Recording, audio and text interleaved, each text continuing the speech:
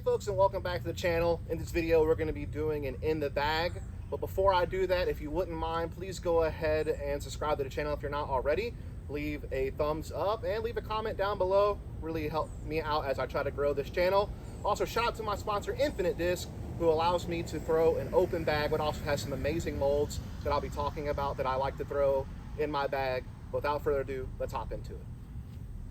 I know it's been a bit since I put out some content, and I've been kind of saying that the last few videos, but in reality it has been almost impossible to film lately due to the fact that it has been raining almost every day for the last several weeks. So I have not been able to get out and hardly play any disc golf. I think I've maybe played 1 or 2 rounds of disc golf since the last video I posted.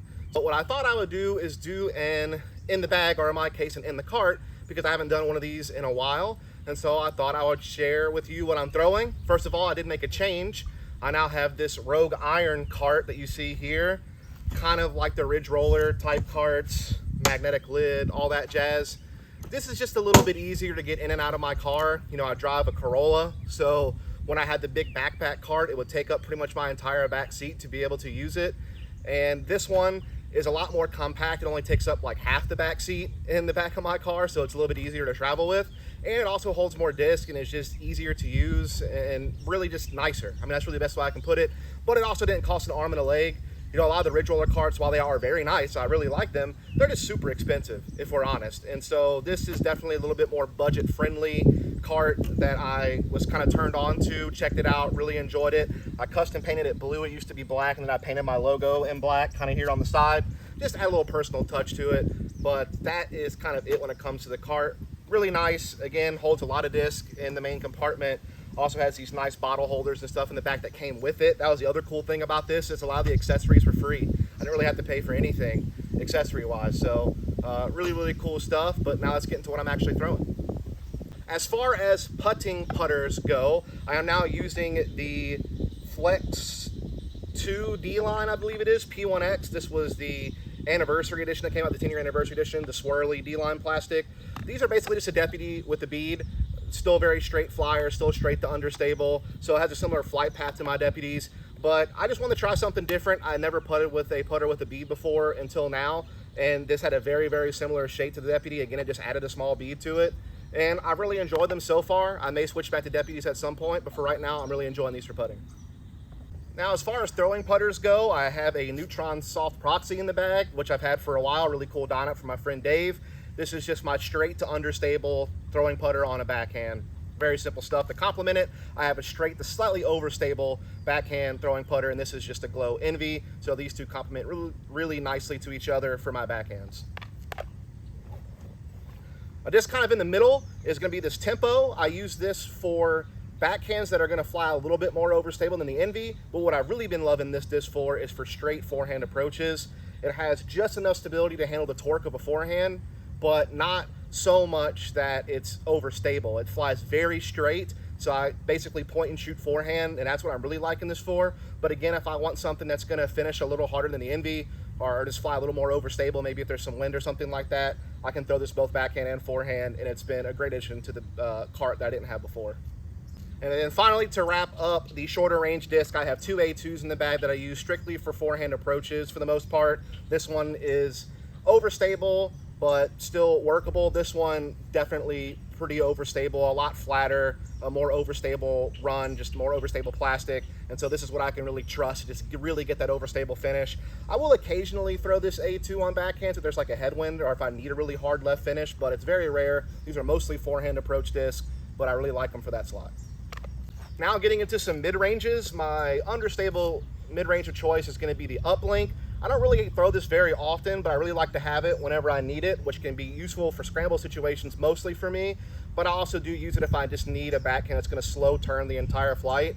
So just throw it out there with slight highs or let it pop up and just slowly drift to the right pretty much the entire flight on a backhand. Really useful to have, particularly in the woods.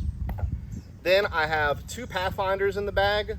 This is an older Ethos run that's really beat in right now, so this is just a dead straight flyer. It's going to have a little bit of turn to it, but not nearly as much as the Uplink. But this is just my point and shoot mid-range. And then for something with a little bit more integrity, I have the Glow Pathfinder. Still very much a dead straight flyer. Doesn't have too much fade to it, but not gonna have as much turn as the beat in ethos. So this is just kind of that fresh, straight throwing mid-range.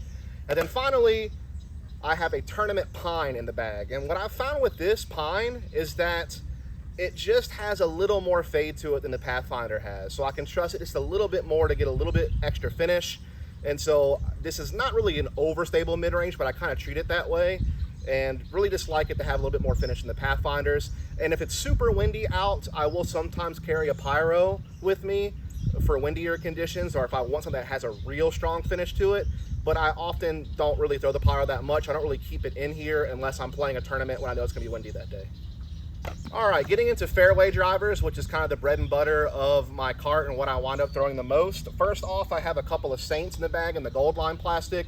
This one's much older, very seasoned. You've probably seen this in multiple videos I've done so far as in the bags and stuff go. Then I have this other gold line Saint. This is a little bit fresher. This is my understable workhorse fairway driver. If I throw it flat, it's gonna turn the entire flight, but it's not gonna like turn into a cut roller. It still has enough integrity to just kind of slow drift the entire time. This is fairly similar. This has a little less turn to it, but still, you know, very similar disc. I like to have a little bit of redundancy for practice. Then the mainstay in my bag as a backhand fairway driver is going to be the Explorer. I currently have 3 of them in the bag right now. So this is an older gold line run. So very, very straight flyer. Has a little bit of finish at the end, but not too much. Has a little bit of turn as well. This is just kind of a longer version of my Pathfinder, basically. Then I have this Opto X Explorer, just a little bit more integrity. Isn't gonna flip over as much as that one. Mostly just a dead straight flyer. Kind of like when I step up from my Ethos Pathfinder to my Glow Pathfinder. This is kind of a similar vibe. Has a little bit of finish to it as well. Then I have a fresh Opto X Explorer. This one's a little bit more domey. It's a slightly different run than the one before. And so this one's actually kind of overstable. And so I kind of like it for like my overstable backhand fairway driver. That 7-speed is super coupled for me, and the Explorer's been the disc that I've had really a lot of luck with in the past and enjoyed a lot. And so these Explorers are really the workhorses of my bag. I throw these more often than not off the tee on a lot of shots. Then finally, I have some fairway drivers in the bag that I pretty much only throw on forehands. That's not because they can't be thrown backhand. It's just more of a hand feel thing for me. If I'm gonna backhand a fairway driver, I just really like my Explorers. But if I want something with a little bit more torque resistance to throw forehands with, I have a couple options in my bag. So the first is a Halo Dynasty. And this is what I use for straight fairway forehands. You're gonna get a little bit of turn, but it's gonna come back. It's just a dead straight forehand for me. Really enjoy it for that role. After that, I have a swirly S-Line Scepter. This is just gonna be a tick higher in stability than that Dynasty. It's gonna get a little bit of flip, but it gets a lot more finish. And so this is kind of my workhorse fairway for forehands. And then finally, I have this board flat run of Orbit Felon. It just flies a bit more overstable than the Scepter, and so this is kind of one that I'll pull out for forehand. It just has a bit more finish to it. Now after that, we get into a class of discs that some people will call fairway drivers still, but some people call control drivers. I'm really not sure which, it doesn't really matter. But if I want to bump up in overstability from my Explorers on a backhand, these are the discs that do it for me. And so I have 2 Romans in the bag, which are kind of the old PD mold, and then I do have a PD in the bag. So first is an iBlend Roman, been 170 grams, so one of the few that are lighter weight.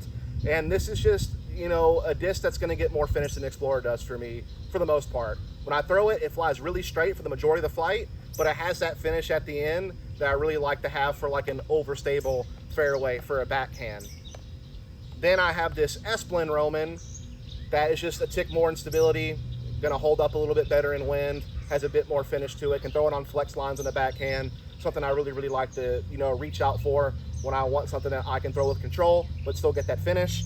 And then finally, I have this Nordic Phenom 2, which is in that Horizon plastic halo effect, and has a little bit of dome to it, and this just has a little bit more stability than my Romans. I probably could just throw a Halo Roman if I wanted to, but I just happen to have some of these that I got from a tournament one time, and so I threw it in the bag and just really enjoy it. Has a little bit more overstability than the Romans, but still very similar, very controllable, and these are what I reach for a lot for more overstable backhands for my arm speed. Then for some flippy stuff for distance, I have a Fission Wave. This is my most understable 11 speed. I use this for max distance and tailwinds, giant turnovers. Don't really throw it that much unless it's calm conditions or a big tailwind, or if I just really need something that I can, you know, really go on a big turnover. But definitely like having the Fission Wave in the bag for that max distance. Then I have a Halo Maya, which is just a disc that has got a little bit more integrity than the Wave. It still has a decent amount of turn, but it'll actually pan out of it a lot of the time and kind of just finish straight. And this is basically another max distance driver for me besides the Wave that just has a little bit more control, because it just has a little bit more stability than the Wave has, which makes it a little bit more useful. And then finally, I have a Gold Line Flow. This is, you know, a disc that is just kind of a dead straight flyer with just a touch of finish. It's not that much different than the Roman, but I found it to be a disc I can just get out a little bit further distance-wise, and the finish isn't quite as much as the Roman is whenever it's thrown hard and flat. So really just always had a flow in my bag. They're always super comfortable to me, and so these are really kind of the workhorses for distance in my bag. And now finally, we'll get to the distance drivers. And we start off with a couple of swords that have been in the bag for a very long time. These are just my understable distance drivers. Use them for backhands almost exclusively. These are the discs besides my Mayan Wave I can probably get the furthest as far as distance goes. I only really use them in wide open areas though. If I want something with more control, that's when I'm gonna throw like my Flow or my Maya or a Roman. If I'm in the wide open and I don't have to worry about anything right to left and I just want to bomb something, the sword is what I wind up throwing. This one's really old. This is super understable, pretty much the same understability as the Wave. And then this one just, it's kind of like the Halo Mod, just a tick more stability, but I really enjoy them both. Then we get into the Emperors. I have 4 Emperors in the bag. These are kind of my more overstable distance drivers, or straight to overstable. So I have a Seasoned Eye blend with my logo on it. This one is beat in enough to where it actually flips almost as much as my swords, but it has a little bit more finish than the swords are going to have. The swords will turn a lot and then kind of just pan out, whereas this will get some good turn, but it'll actually fade out a little bit. So this is another disc I can really put some distance out there with if I get the right hit on it. Then I have my S-Blend Emperor, and this is kind of my main overstable distance driver. You know, if I need something to finish left, this is what I often throw on slide hyzer to do that. This is also my max distance forehand disc. I can hit it with a slight bit of hyzer. It's going to get some turn and get like a full S flight. And so I really like using this mostly for distance forehands, but I can use it for backhands that I want to have some finish. Then I have the Luster C-Blend Emperor. This is just kind of like max distance for me on an overstable disc. This is my workhorse overstable disc on backhands, can even handle some headwinds. Really use this a lot. And in case I do need something a little bit more overstable, I'll go for the Halo Emperor. But this is also very much a workhorse forehand driver for me a lot. But also that Halo plastic gives it some decent overstability for my arm speed, so I can use it in headwinds and just for some hard finishes on a backhand as well, but mostly a forehand disc. And then the last disc really in the bag that's a main disc for me is going to be the Halo Conqueror. This is just for more overstable forehands. You know, something that I can trust into a headwind, something I can trust to flex and it'll come out. Don't get as much distance with this as an Emperor, but definitely just a very reliable forehand disc. And then finally, I'll end this with a couple of utility discs that I don't use very often, but every now and then you need them. And so this is a Justice, super overstable, no glide, mid-range. Use it for like skip shots, forehands into a headwind, just something where I need something super overstable and maybe the A2 and the tempo aren't quite gonna cut it because it's a little too windy. I know this thing's always gonna finish. Then I have a Montreux in the bag, use this exclusively for big turnovers or rollers. And then this is a swirly S-Blend Conqueror, much more overstable than the Halo one. Really just use this for crazy skip shots and flex shots and for really strong headwinds. So these discs don't really get thrown hardly at all, but in the right conditions, they're nice to have in here. All right, folks, that's going to do it for this In the Bag. I hope you enjoyed it. I hope you got some use out of it. I always like watching In the Bag, so hopefully you like this one. If you haven't already, please do subscribe to the channel, leave a like, leave a comment, all that jazz, and I'll catch you on the next one.